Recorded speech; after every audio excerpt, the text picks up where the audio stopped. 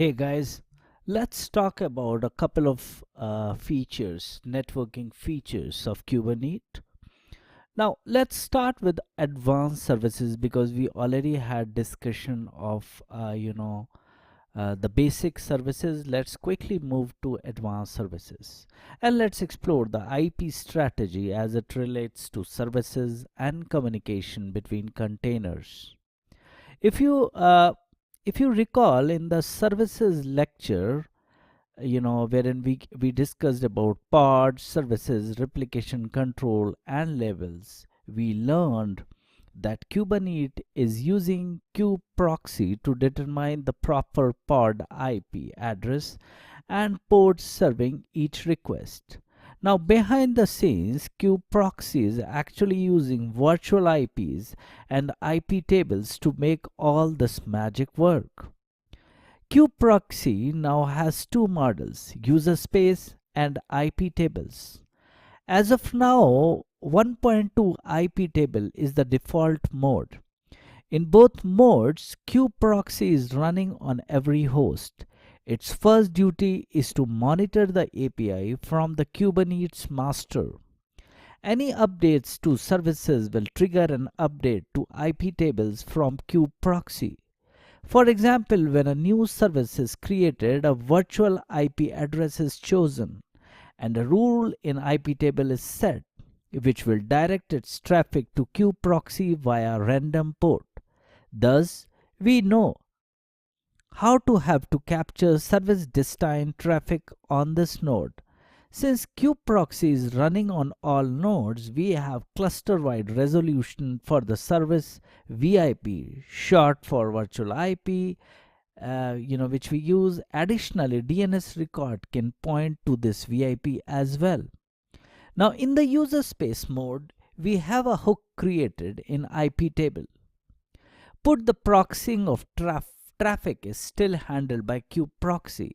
The IP table rule is only sending traffic to the service entry in kubeproxy at this point. Once kubeproxy receives the traffic for a particular service, it must then forward it to pod in the services pool of candidates. It does things using a random port that was selected during service creation. Now you can refer to the following figure which you see on the screen right now for an overview of the flow. Since it is self-explanatory, I would not take much of your time to cover that up. Now it is also possible to always forward traffic from the same client IP to the same backend pod container using the session affinity element in your service definition. In the IP table mode, the pods are coded directly in the IP table rules. This removes the dependency on kubeproxy for actually proxying the traffic. The request will go straight to IP table and then on to the pod. This is faster and removes a possible point of failure. Readiness probe as we discussed earlier as well. Now, let's talk about external services.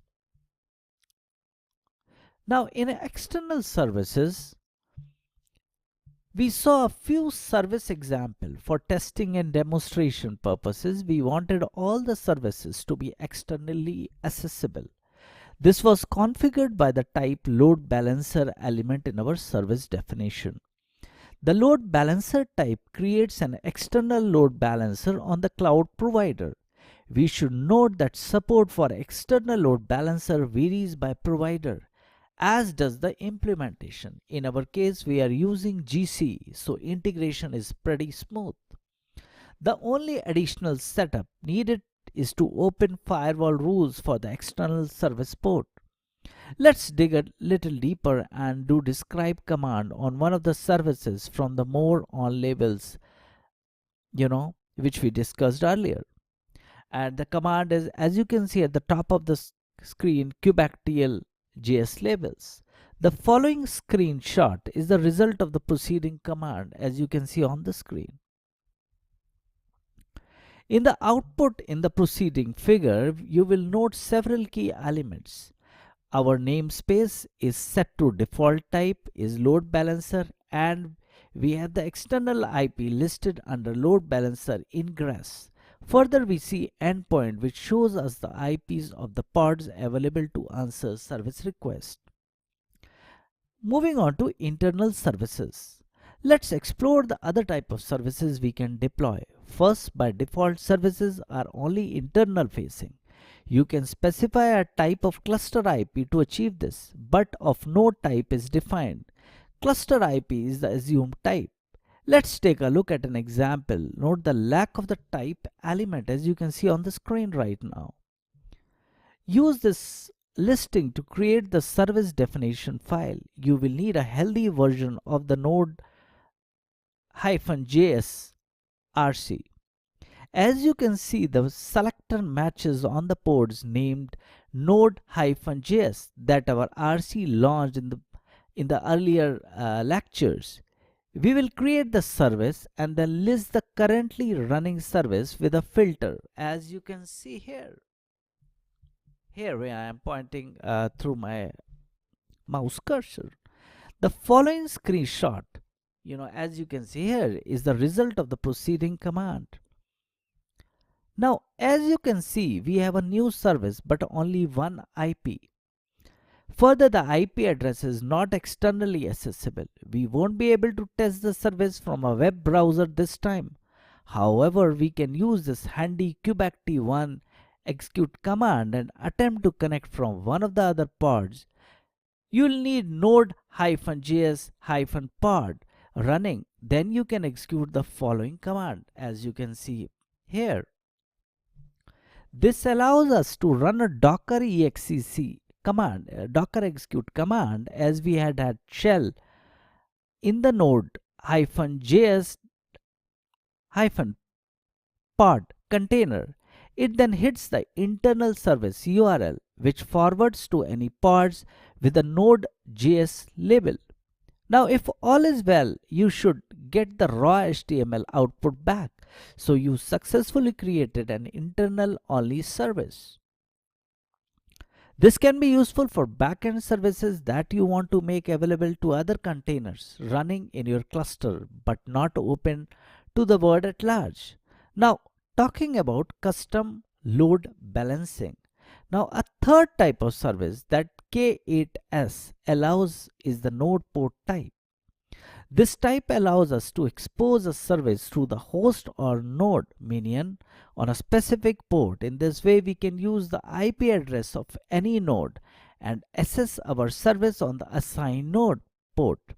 Kubernetes will assign a node port by default in the range of 3000 to 32767, but you can also specify your own custom port. Now, in the example, Node.js-service-node-port.yaml, we choose port 30001 as follows, as you can see on the screen right now. Now, once again, create this YAML definition file and create your service as follows. As you can see this screen, this command, the output should have a message like this. You will note a message about opening firewall ports similar to the external load balancer type. Node port is exposing your service externally using ports on the nodes. This could be useful if, for example, you want to use your own load balancer in front of the nodes. Let's make sure that we open these ports on GCP before we test our new service. From the GCE VM instance console, click on the details for any of your nodes. Then click on the network, which is usually default unless otherwise specified during creation. In firewall rules, we can add a rule by clicking on Add Firewall Rule. Now, create a rule like the one shown in the following figure.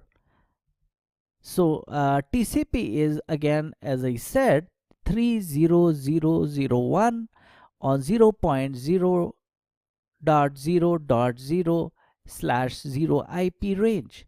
So as you can see in this screenshot, we can now test our new service by opening a browser and using an IP address of node in your cluster. The format to test the new service is HTTP minion IP address colon node port. Finally, the latest version has added an external name type which maps a CNAME to the service. Okay, so let's take a pause here, and we will proceed with a few more networking related features in the next set of lectures. So thank you very much.